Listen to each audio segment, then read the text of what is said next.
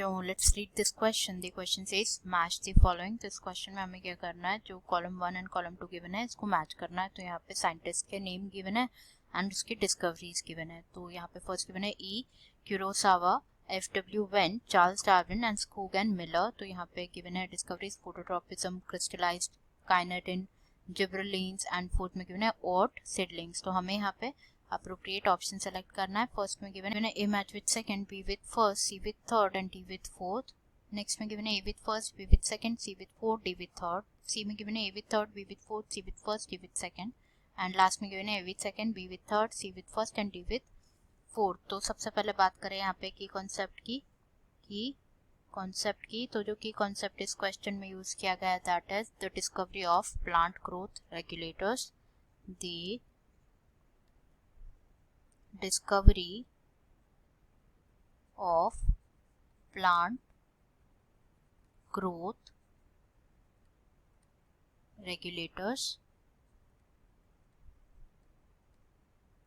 तो यहाँ पे अगर हम बात करें डिस्कवरी की, तो जो डिस्कवरी होती है of each of the 5 major groups of plant growth regulators, ये सारी क्या थी, एक्सीडेंटल थी. सभी स्टार्ट हुई with the observation of Charles Darwin and उनके जो सन थे दैट इज फ्रांसिस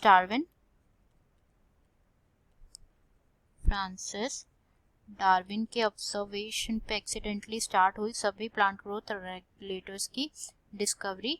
तो उन्होंने क्या ऑब्जर्व किया था, उन्होंने ऑब्जर्व किया था दैट जो कोलेप्टाइल्स होते हैं of canary grasses, the coleoptiles of canary grass ये रेस्पॉन्ड करती है to unilateral illumination by the, ये रेस्पॉन्ड करती है to the unilateral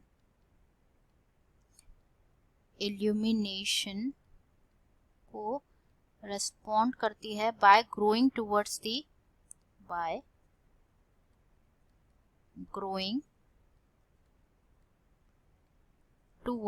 the light source की तरफ ग्रो करते हैं. तो इस फिनोमेनन को बोला जाता है क्या, फोटोट्रॉपिज्म बोला जाता है. फोटोट्रॉपिज्म बोला जाता है इस फिनोमेनन को. तो अब यहाँ पे जो है हम वन बाय वन सारे चेक कर लेते हैं. जैसे यहाँ पे गिवन है ई क्यूरोसावा. तो जो ई क्यूरोसावा साइंटिस्ट थे, सावा 1926, उन्होंने रिपोर्ट किया, उन्होंने क्या देखा कि उन्होंने एक ऑब्जर्व किया appearance of symptoms of disease in the rice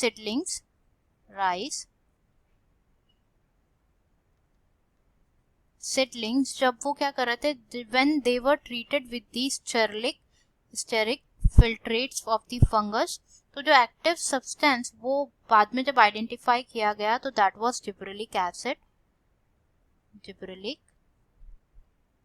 acid था. तो यहाँ पे जो ए है दैट इज ई क्यूरोसावा वो मैच हो जाएगा with third that is gibberellins.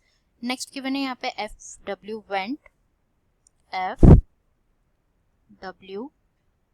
Went. तो जो साइंटिस्ट थे दैट इज F.W. वेंट, उन्होंने क्या किया था, जो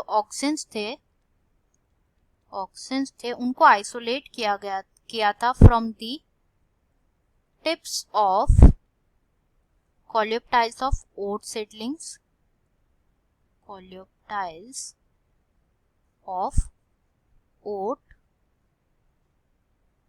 सीडलिंग्स.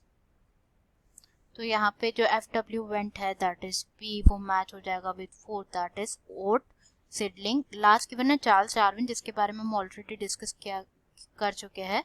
तो यहाँ पे जो सी है वो मैच हो जाएगा विद फर्स्ट एंड डी था स्कूग एंड मिलर. तो जो साइंटिस्ट थे that is F. Skoog and उनके जो को-वर्कर्स थे उन्होंने ऑब्जर्व किया that from the internodal segments of tobacco